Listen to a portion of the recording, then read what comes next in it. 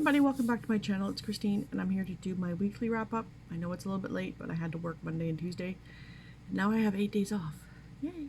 I love my job anyways. But I only finished one book this week. It is what it is.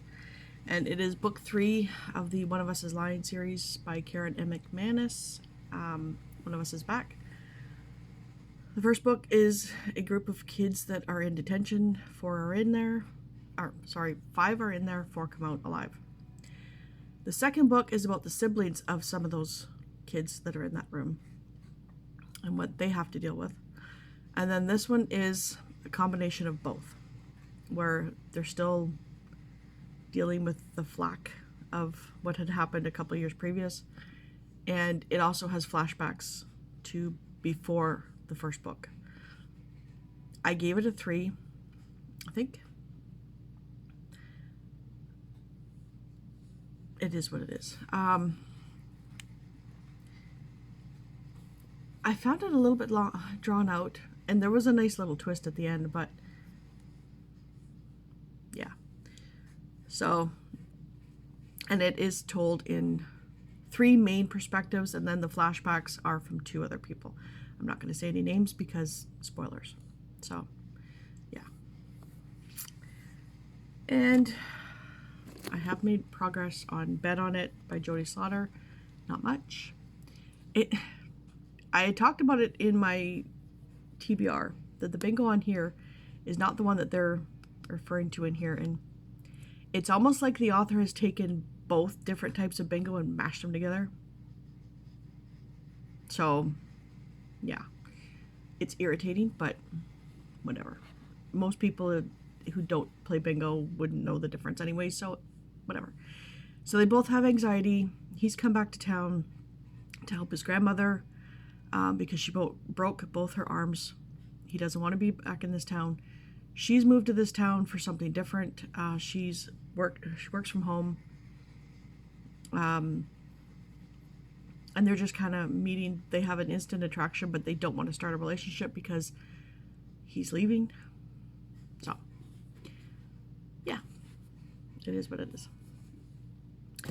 And then I'm also reading Robin Carr's Virgin River series, book 3, Whispering Rock. I have not made any more progress on this. I just wanted to get that one, the One of Us is Lying, or One of Us is Back book done because it is overdue. So that has to go back today. So then I will finish reading Bet on It, Whispering Rock. I'm also reading The Swedish Prince by Karina Halle. And it is about a prince whose brother has died, the Prince of Sweden. His older brother died and he was the heir. So now Victor is now the new heir, and he has grown up knowing that he was never going to be the heir. So he's thrust into this position that he never wanted. So his parents decide to let him have a month off break to grieve and do what he needs to do, and then come back to doing his duties. And she is a 23-year-old girl who has had to take over the child rearing of her siblings because both her parents were murdered. So her and her 18-year-old brother kind of watch the other kids, and she's having issues with her 14-year-old sister. The only thing that's irritating me about that book, and it's not even the book, it's the narrator, because I'm listening to it on audio. The narrator sounds too young, and I'm not saying about age-wise, it's mentality-wise. She's coming off as a super young person, whereas the girl in the book is a mature person. And the way she pronounces some words is driving me nuts because it's not Victor, it's Victor. And so it's like, ugh. So that's just, it's not the book, it's the narrator. And then I'm also reading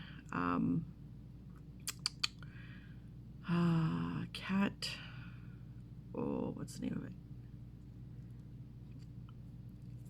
I'll have to look. It is, let's see, Cat in the Dark. It's book 3 or 4 of the Joe Gray mysteries. This one is really good. There are so many intricate twists and turns that you really are feeling on the edge of your seat of what's going to happen next. Joe Gray is along with his partner Dulcie, and she lives with, they don't live together, but they're cats. They each have their prospective owners. Nothing is going to happen between those owners. Something happens between the girl's cat's owner, Wilma, and her niece, Charlie,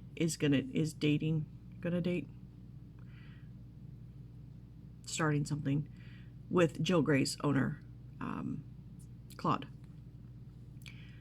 So they solve mysteries, but they can talk to people, and people can talk to them, and so they understand English. It's a nice little quirk.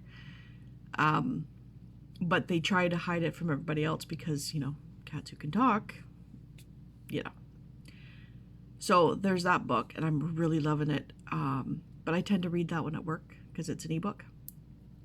So I'll read a little bit at night to finish off a chapter or so. But that is currently what I'm reading.